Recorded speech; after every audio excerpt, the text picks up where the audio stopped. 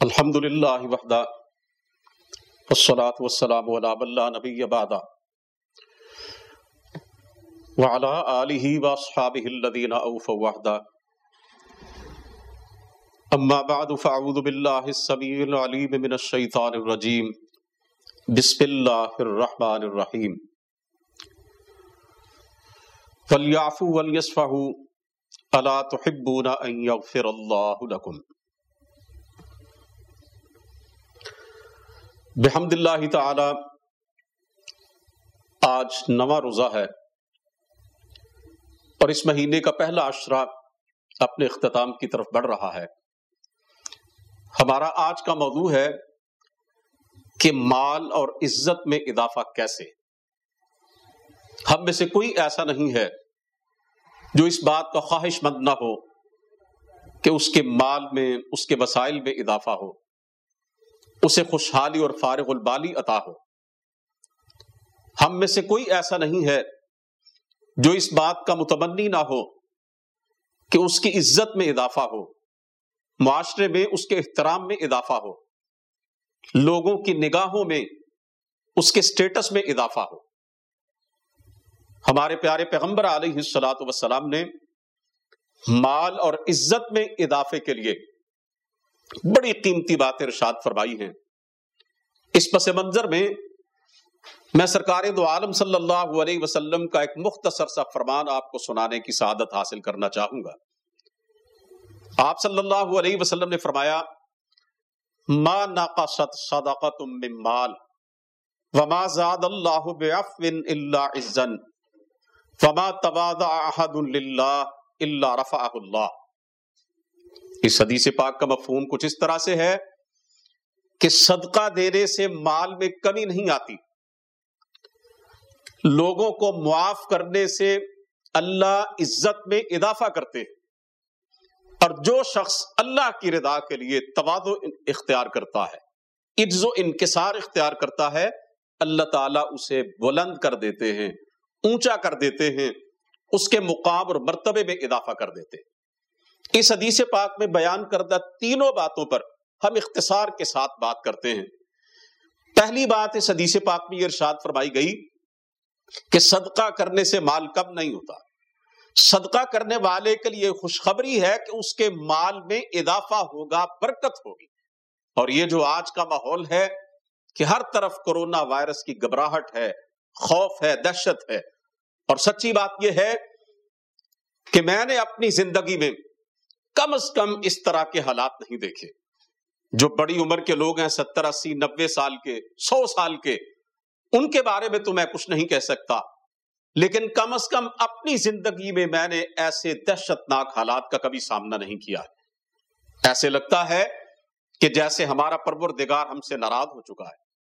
اللہ نہ کرے کہ ایسا ہو، لیکن حالات کی طرف دیکھ کے یوں لگتا ہے کہ جیسے ہمارے گناہوں، ہماری بغاوتوں کی وجہ سے ہمارا پروردگار ہم سے روٹھ چکا ہے، ایک عذاب کی سی کیفیت نظر آتی ہے۔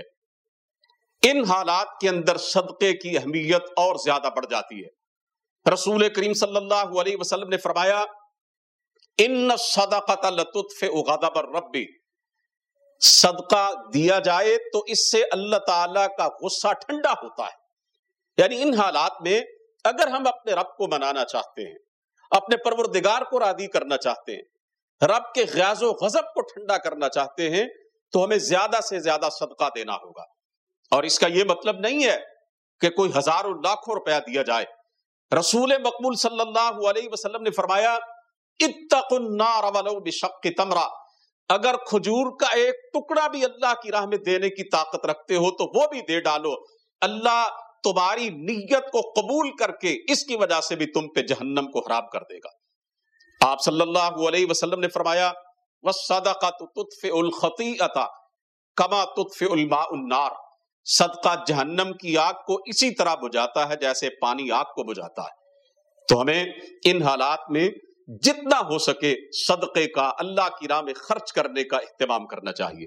دوسری بات اس حدیث پاک میں بتلائی گئی، وما زاد اللہ بعفو الا عزا، معاف کرنے سے، لوگوں سے درگزر کرنے سے اللہ عزت میں اضافہ ہی کرتے ہیں۔ انتقام بدلہ ٹھیک ہے اپنی جگہ پر، لیکن معاف کرنا تو اللہ کو بڑا ہی پسند ہے۔ قرآن کریم میں اللہ رب العزت نے فرمایا وَلْيَعْفُوا وَلْيَصْفَحُوا، درگزر کیا کرو، معاف کیا کرو۔ أَلَا تُحِبُّونَ أَن يَغْفِرَ اللَّهُ لَكُمْ، کیا تم پسند نہیں کرتے کہ اللہ تمہیں معاف کرے؟ سرکار دو عالم صلی اللہ علیہ وسلم کے بارے میں سیدہ عائشہ صدیقہ رضی اللہ تعالیٰ نے فرماتی ہیں کہ آپ نے کبھی کسی سے ذاتی انتقام نہیں لیا تھا، کبھی کسی سے ذاتی بدلہ نہیں لیا تھا۔ فتح مکہ کا دن تھا، آپ صلی اللہ علیہ وسلم کعبۃ اللہ کو بتوں کی نجاست سے پاک کر کے جب باہر تشریف لائے، پورا شہر جمع تھا، ان میں وہ بھی تھے جنہوں نے 13 سال تک آپ کو سکون کا ایک سانس بھی نہ لینے دیا، ان میں وہ بھی تھے جو آپ کے راستے میں کانٹے بچھاتے تھے، ان میں وہ بھی تھے جو آپ کو ساحر اور مجنون کہتے تھے، ان میں وہ بھی تھے جو آپ کی دعوت کے راستے میں طرح طرح کی رکاوٹیں کھڑی کرتے تھے، ان میں وہ بھی تھے جنہوں نے آپ صلی اللہ علیہ وسلم کو اتنا ستایا جس کا تصور نہیں کیا جا سکتا، ان میں وہ بھی تھے جو حضرت بلال کو تڑپایا کرتے تھے، جو حضرت خباب کو دہکتے ہوئے کوئلوں پر لٹایا کرتے تھے، ان میں وہ بھی تھے جنہوں نے آپ صلی اللہ علیہ وسلم کو شہر مکہ چھوڑنے پر مجبور کر دیا تھا، آپ کی آنکھوں میں آنسو تھے اور آپ یہ فرما رہے تھے کہ اے بیت اللہ میں تجھے چھوڑنا نہیں چاہتا، لیکن تیرے رہنے والے مجھے تیرے پاس رہنے نہیں دیتے۔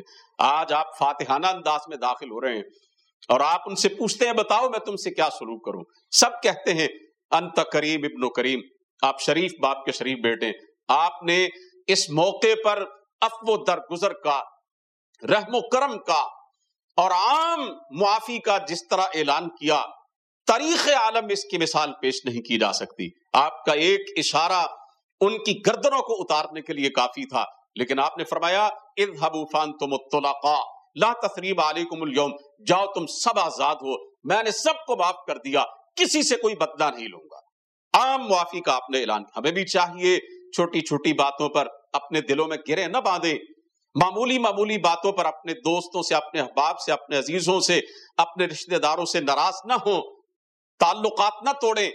ایسے جملے بعض اوقات سننے کو ملتے ہیں میں تیرے لیے مر گیا تو میرے لیے مر گیا، اس طرح کی باتوں سے اجتناب کریں۔ اور آخری بات میں بڑے اختصار کے ساتھ یہ بتلانا چاہتا ہوں، اللہ کے رسول نے فرمایا وَمَا تَوَاضَعَ أَحَدٌ لِلَّهِ إِلَّا رَفَعَهُ اللَّهُ، جو اللہ کی رضا کے لیے تواضع اختیار کرتا ہے، انکسار اختیار کرتا ہے، عجز کا پیکر بن جاتا ہے، اللہ اسے بلندیاں عطا کرتا ہے۔ تکبر اللہ کو پسند نہیں ہے، بڑا بننا اللہ کو پسند نہیں ہے، متکبر اللہ کی صفت ہے، بڑائی صرف اس کی شان کے لائق ہے۔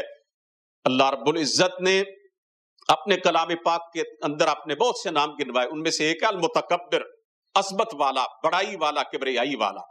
اور ایک حدیث پاک اختصار کے ساتھ رکھوں کہ رسول کریم صلی اللہ علیہ وسلم جو دنیا میں تکبر کرتے ہیں اللہ ان کو قیامت کے دن چیونٹیوں کی شکلوں میں اکٹھا کریں گے، وہ مرد ہوں گے لیکن ان کے جسم چیونٹیوں کی طرح ہوں گے اور وہ پاؤں تلے روندے جائیں گے، ان کو جہنم کے قید خانے بولس کی طرف ہانک کے لے جایا جائے گا اور ان کو پینے کے لیے جہنم میں جہنمیوں کا گندا خون پیپ اور ان کے زخموں سے رسنے والا جو ریشہ ہے، اللہ ہمیں اس سے محفوظ رکھے۔ میرے پیغمبر نے فرمایا وہ ان کو بتلایا جائے گا۔ آج وائرس، کرونا وائرس یہ پھیل چکا ہے، اس کی دہشت پھیل چکی ہے۔ میں عرض کرنا چاہتا ہوں تکبر سے خطرناک وائرس کائنات میں کوئی نہیں ہے۔